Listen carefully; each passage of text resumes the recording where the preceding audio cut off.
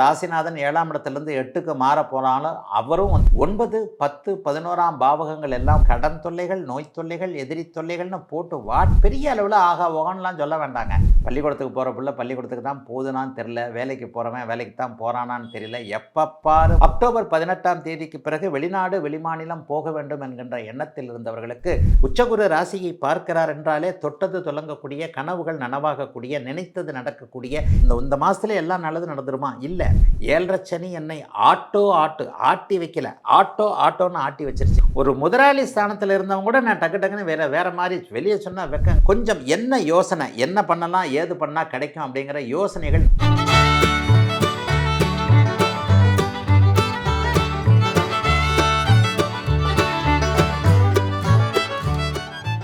Darling 3D Deepavali deals. நீங்கள் வாங்கும் ஒவ்வொரு பொருளுக்கும் 3 அற்புதமான தீபாவளி டீல்ஸ். தனுசு ராசிக்காரர்களுக்கு மிக பிரமாதமான மாதம். 10ஆம் இடத்துல சுக்கிரன் வலுவாகவே 10ஆம் இடத்துல தனிச்சு இருக்கிறார். பொதுவாக சுக்கிரன் எப்போதெல்லாம் நீச்சமாகிறாரோ அப்போதெல்லாம் தனுசு ராசிக்காரர்களுக்கு நல்லது நடக்கும். 2வது ராசிநாதன் 7ஆம் இடத்துலேருந்து 8க்கு மாற போனாலும் அவரும் 8ல் உச்சம் என்கின்ற ஒரு தனித்துவமான நிலைமையை தான் அடைய போகிறார். ஏற்கனவே 11ஆம் இடத்துல புதனும் செவ்வாயும் சேர்ந்து குருவின் பார்வையில் 11ஆம் இடம் வலுவையான அமைப்பில் இருக்குது. ஆக என்ன, தர்மகர்மாதிபதி யோகம் முதல் நிலையில் இருப்பது, 2ஆம் நிலையில் 10ஆம் இடத்துல தனித்து சுக்கிரன் இருப்பது என்று 9, 10, 11ஆம் பாவகங்கள் எல்லாம் வலுத்திருக்கின்ற நிலைமையில் ராசிநாதனும் உச்சத்தை அடைய போவது என்பது மிகப்பெரிய பருத்தி புடவையாக காய்ச்சதுன்னு சொல்லுவாங்க பாருங்கள். அந்த அளவிற்கு தனுசு ராசிக்காரர்களுக்கு எல்லா நிலைமைகள்லையும் மிகப்பெரிய நல்ல முன்னேற்றத்தை கொடுக்கக்கூடிய ஒரு சுப மாதமாக இந்த மாதம் அமைஞ்சிருக்கும்.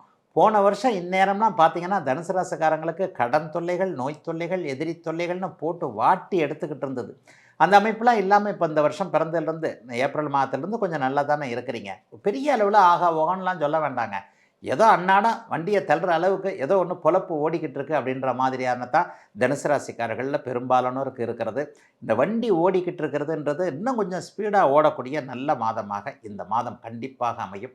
எதிலும் ஒரு பொறுமையாக இருந்தவர்களுக்கு கூட வேகம் எடுத்து எதையும் செயல்படுத்தக்கூடிய அமைப்புகள் இருக்கின்ற அற்புத மாதமாக இந்த மாதம் அமையும்.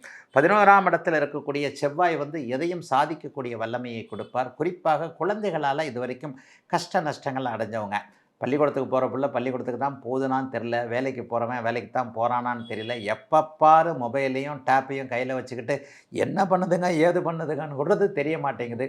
அந்தளவுக்கு ரொம்ப சீக்கிரட்டை மெயின்டைன் பண்ணுறாங்கன்ற மாதிரியாக இருந்தவர்கள், அதற்காக கொஞ்சம் ஒரு மாதிரியாக பிள்ளைகளை எப்படி கட்டுப்படுத்துவது என்கின்ற அமைப்பில் இருந்தவர்களுக்கு குழந்தைகளிடமிருந்து நல்ல தகவல்கள் வரக்கூடிய அமைப்பு, அவர்களிடம் நல்ல மாற்றங்கள் வரக்கூடிய அமைப்பு, தொலைதூர குழந்தைகள் என்ன செய்கிறார்கள் என்ற ஏக்கத்தில் இருந்தவர்களுக்கு அங்கிருந்து நல்ல தகவல்கள் வரக்கூடிய அமைப்பு, வீட்டில் மங்கள விஷயங்கள் நடக்கக்கூடிய அமைப்பு, அக்டோபர் 18ஆம் தேதிக்கு பிறகு வெளிநாடு வெளிமாநிலம் போக வேண்டும் என்கின்ற எண்ணத்தில் இருந்தவர்களுக்கு அதற்கான பாஸ்போர்ட், விசா போன்றவைகள், குறிப்பாக கிழக்கு தேசங்களில் போய் செட்டில் ஆக வேண்டும் என்ற எண்ணத்தில் இருந்த தனுசு ராசிக்காரர்கள் எல்லோருக்குமே அதற்கான வாய்ப்புகள் கிடைக்கக்கூடிய நல்ல மாதமாக இந்த மாதம் அமைஞ்சிருக்குங்க.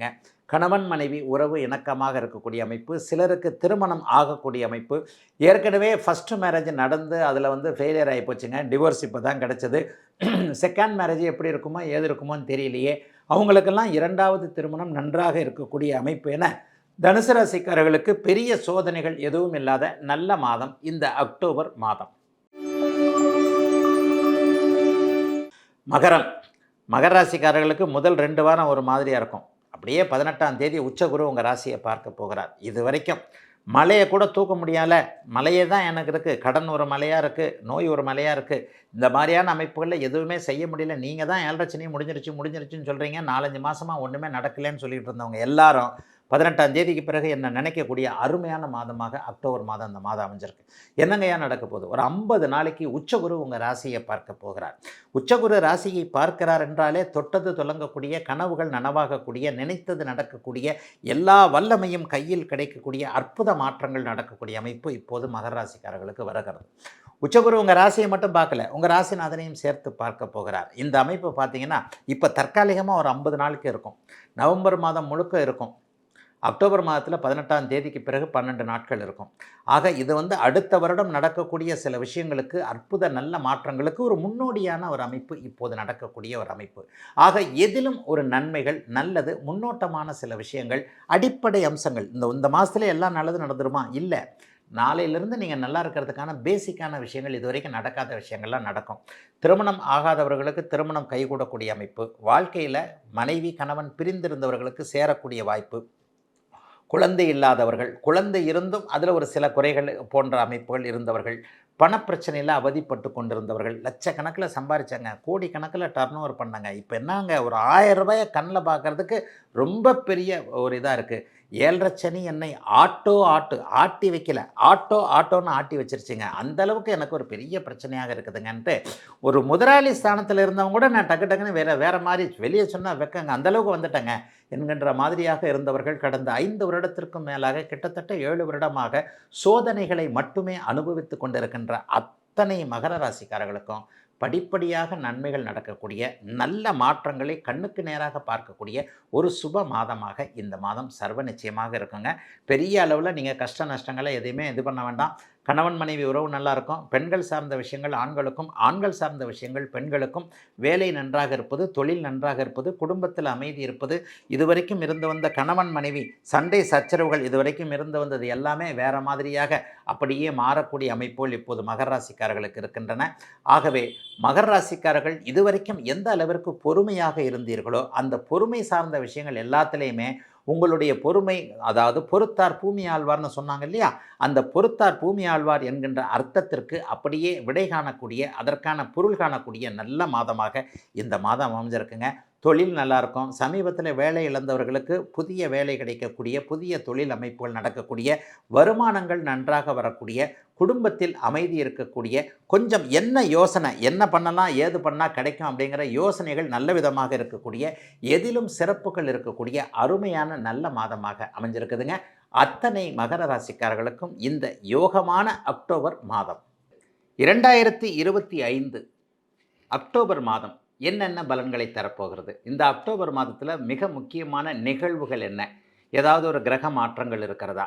மாதம் மாற்றங்கள் இருக்கக்கூடிய அமைப்பு சுக்கிரனும் புதனும் இருக்கும் அப்படிங்கிறது நம்முடைய நேயர்கள் எல்லாருக்குமே தெரியும். சுக்கிரன் வழக்கம் போல் இந்த மாதம் கொஞ்சம் மாறுகிறார். சுக்கிரன் நீச்சம் என்கின்ற பலவீன நிலையை அடைகிறாரு.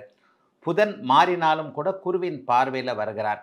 பெரும்பாலான நாட்கள் செவ்வாய் குருவின் பார்வையிலேயே ஒரு சுப அமைப்பில் நல்ல விதமாகவே இருக்கிறார். மிக முக்கியமான ஏதாவது ஒரு மாற்றம் இப்போது தெரியுதா அப்படின்னு பார்த்தீங்கன்னா, நடக்குதா அப்படின்னு பார்த்தீங்கன்னா, அதிசாரம் என்கின்ற முறையில் குரு பகவான் இப்பொழுது உச்சம் என்கின்ற ஒரு நிலைமையை அக்டோபர் மாதம் 18ஆம் தேதி அடைய போகிறார். ஒரு ஏறத்தாழ ஒரு 50 நாட்களுக்கு அவர் கடகத்தில் உச்சம் என்கின்ற ஒரு நிலையை அடையிறது ஒரு 12 ராசிக்காரர்களுக்கும் சாதகமான பலன்களைத்தான் தரும். எல்லாருக்குமே இப்போ கெடுதல்கள் நடந்துக்கிட்டு இருக்கிறவங்களுக்கு கெடுதல்கள் நிற்கக்கூடிய நிலைமை, ஒன்றுமே நடக்கலைன்னு சொல்கிறவங்களுக்கு ஓரளவுக்கு நல்லது நடக்கக்கூடிய அமைப்புகள் தான் இந்த குரு மாற்றத்தின் மூலமாக அமைந்திருக்கிறது.